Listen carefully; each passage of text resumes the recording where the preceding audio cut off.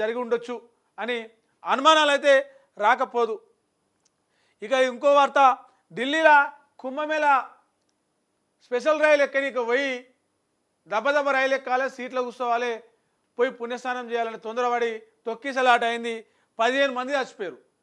అంతకు ముందే మొన్న 15 రోజుల క్రితమే అమాస నాడు ఏమంటారు ఆ బార్కెట్లు పెట్టి ఆడ ఒక 50-60 మంది ఆ రోజు చచ్చిపోయారు తొక్కిసలాట. ఈ కుంభమేళ మీద పుణ్యస్నానాల ముచ్చట ఏదో పుణ్యం ఎంత వస్తుందో కానీ చక్కగా పుణ్యలోకాలకైతే పోతున్నారు జనాలు తొక్కిసలాట. మహాకుంభమేళాకు వెళ్లేందుకు వచ్చిన భక్తులతో కిక్కిరిసిన న్యూఢిల్లీ రైల్వే స్టేషన్లో తొక్కిసలాట జరిగి 15 మంది ప్రాణాలు కోల్పోయారు, 10 మంది తీవ్రంగా గాయపడ్డారు. రాత్రి 10 గంటలకు జరిగింది ఈ తొక్కిసలాట. ఘటనా స్థలంలో బ్యాగులు, దుస్తులు, చెప్పులు చెల్లాచెదురుగా పడి ఉన్నాయి. భయంతో జనం తమ చిన్నారులను భుజాలపైకి ఎత్తుకొని బ్యాగులు తీసుకొని పరిగెడుతున్న వీడియోలు సామాజిక మాధ్యమాల్లో వైరల్గా మారాయి. తొక్కిసలాటకు కారణాలు ఏముంది? పోవాలి, అందరికన్నా ఫస్ట్ పోవాలి, సేఫ్గా పోవాలి, రైలు ఎక్కాలి, సీట్లో కూర్చోవాలి, పుణ్యస్నానం చేయాలి, లేకపోతే ఇక పాపం అంతా మన నెత్తిల్లే ఉంటుంది అని చేయొచ్చు. పుణ్యస్నానాలు 2 రోజులు ఫస్ట్ మొన్నటిదాకా 20 రోజులు అవుతుంది పుణ్యస్నానాలు మహాకుంభమేళ స్టార్ట్ అయ్యి. అప్పుడు పోయినా పోదురు కదా. ఈ తొక్కిసలాట ఎందుకు, ఈ ఉరుకులాట ఎందుకు, ఈ పనాలు పోగొట్టుకున్నాడు ఎందుకు? పుణ్యస్నానాలు చేయొద్దని ఎవరంటలేరు, కుంభమేళ పోవద్దని ఎవరంటలేరు. కానీ తొందరపడి తోసుకొని పోవడం వల్ల మొన్న జరిగిన తొక్కిసలాట కదే, ఇవాళ జరిగిన తొక్కిసలాట కదే. ఆ తొందరపడడం వల్ల ప్రాణాలు పోతే ఏముంటుంది? స్నానం లేదు, గీనం లేదు, ఇక పుణ్యస్నానం లేదు, చక్కగా పుణ్యలోకాలకి.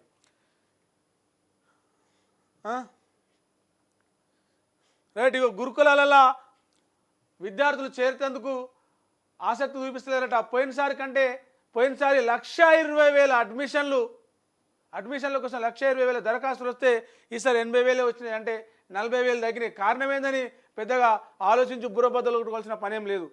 చూస్తూనే ఉన్నాం ఫుడ్ పాయిజన్లు అని. అటు చూస్తే కామారెడ్డిలో అక్కడ హాస్టళ్లలో పాములు కరిచి పిల్లగాళ్ళు చచ్చిపోయారు. 3-4 పిల్లలు పాము కాడు గురయ్యారు, 1-2 చచ్చిపోయారు. మొత్తం 78 మంది పిల్లలు ఈ సంవత్సరంలో హాస్టల్లో ఫుడ్ తిని హాస్టల్లో రకరకాల కారణాల వల్ల చచ్చిపోయారు.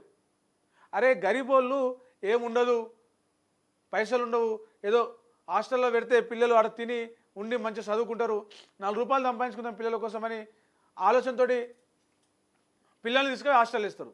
అట్లా హాస్టల్లో సౌలతులు చక్కగా లేక, నీళ్లు లేక, తిండి లేక, పాములు కలిసి అట్లా వస్తుంటే ఎవరైనా పిల్లల్ని తీసుకుపోయి చేస్తారా? ఉన్నోళ్ళే ఉడవిక్కొని ఇంటికి పోతారు. అదే పరిస్థితి ఇప్పుడు ఇక్కడ మనకు కనిపిస్తుంది. గత ఏడాది 1,20,000 దరఖాస్తులు వస్తే ఈసారి 80,000 దరఖాస్తులు వచ్చినాయట.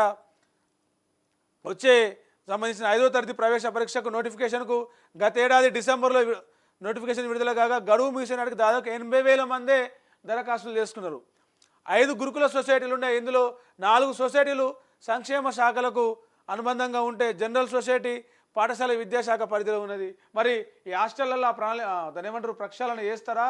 ఆ బువ్వ తిండి పిల్లలకు మంచిగా పెడతారా? పాములు గీములు రాకుండా సవలతులు మంచిగా చేస్తారా అనేది విద్యాశాఖ మీద ఆధారపడి ఉంది.